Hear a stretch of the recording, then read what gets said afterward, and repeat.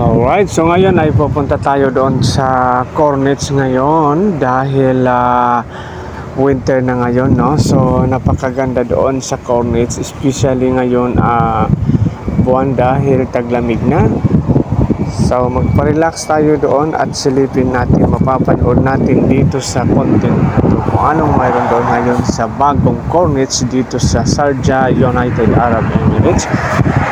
Alright, so malapit na tayo. Malapit lang to dito sa bahay namin dahil mga 6 kilometers lang. So ngayon ay silipin natin. So napakaganda doon. May mga restaurant, may mga laruan ng mga bata. Yun nga lang ay wala na akong bata dito kasi si Yusra at saka si Jamralia nandoon na sila sa Pilipinas. Dati ay pumupunta kami doon sa Cornets. So every Friday pumupunta kami doon, no? So ngayon ako na lang mag-isa pero parang nakakalungkot, no? Hindi naman nakakalungkot pero hindi naman kasing saya na magkasama kayong magpamilya. Especially pag kasama mo yung mga anak mo na makikita mo maglaro doon sa area na yon, kasi doon ay palaruan ng mga bata. Anyway, ay mapanood natin dito ngayon sa ating content. Maraming salamat po.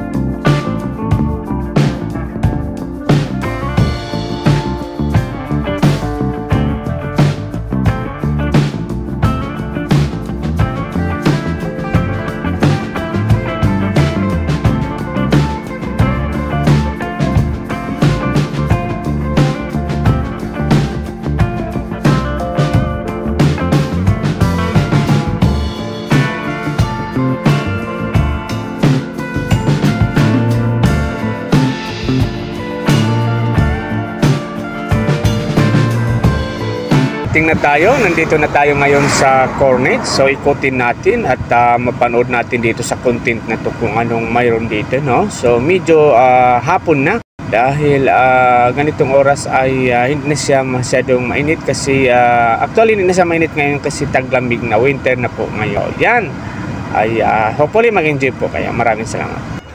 So yan po, makikita natin po yung araw lumulubog na yan po. Ayan, so i-zoom natin kunti ang araw. Ayan, so lumulubog na po yung araw.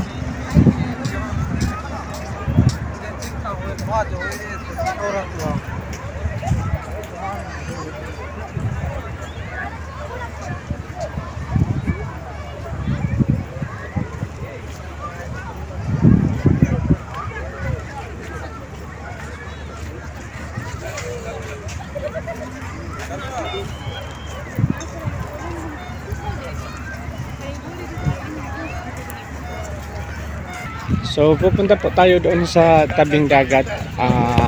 Hindi naman tayo maligo, pero mas maganda doon sa tabing dagat kasi nag-fresh na fresh yung hangin doon. Kaya ayan.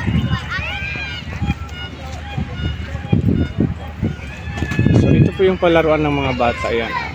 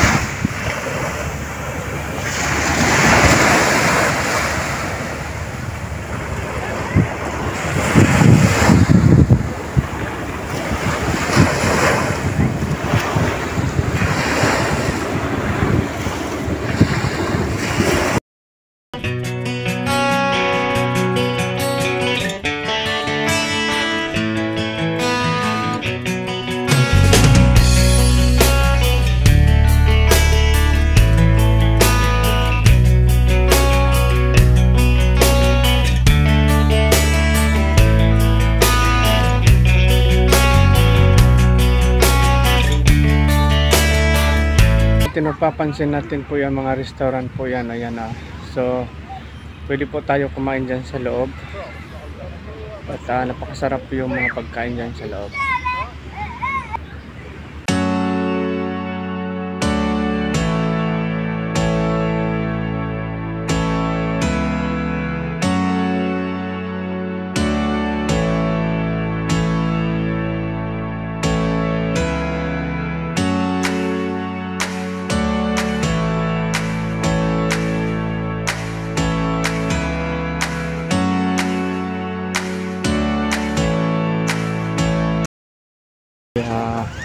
Medyo madilim na siya, pero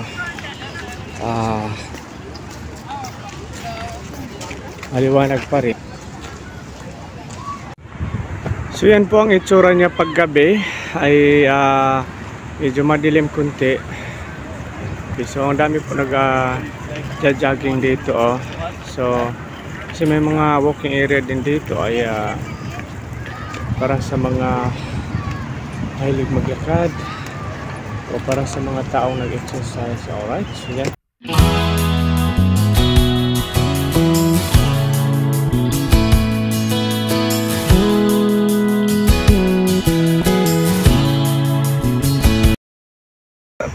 So point na tayo kasi ay gabi na, no? So at saka actually po dito ay mas maganda dito pagkasama mo yung mga family mo, pero pag nag-iisa ka lang napaka-boring, no? So yan, magbabayad tayo ng paid parking dito. So tanungin natin kung magkano yung paid parking natin.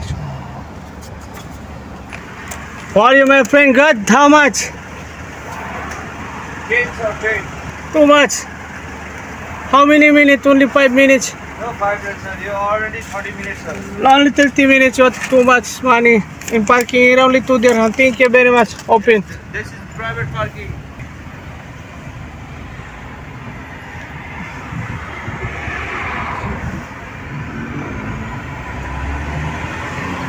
So yun po ay mahal po yung parking area doon sa loob kasi 30 minutes lang po ay 10 dirham. So imagine pag umabot ka ng isang oras ay siguro abutin ka ng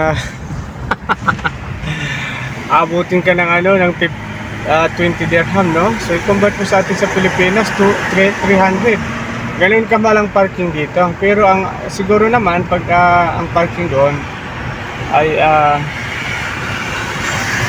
hindi naman siguro ganun kamahal dahil pag enter mo doon sa loob, so hanggang 12 siguro sa palagay ko parang ang bayad ay 10 dirham din. So yan. So yan po ay pauwi na tayo. Ewan ko na saan pa yata yung 10 dirham ko dito sa ano nilalagay ko dito sa parang tinangayata ng hangin. Hanapin ko na lang mamaya. Ayan po, pauwi na lang tayo sa bahay. Ay,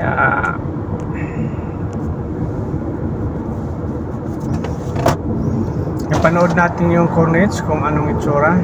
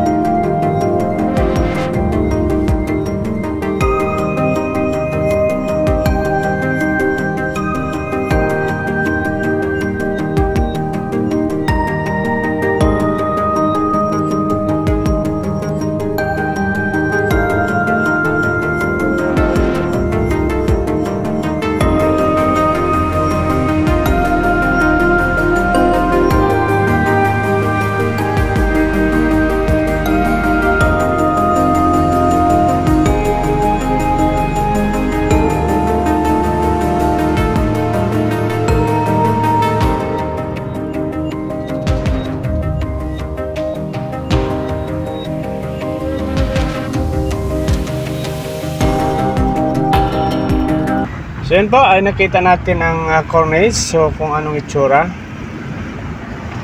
Maraming salamat po sa ating lahat. Hanggang dito na lang po ang ating video. Bye!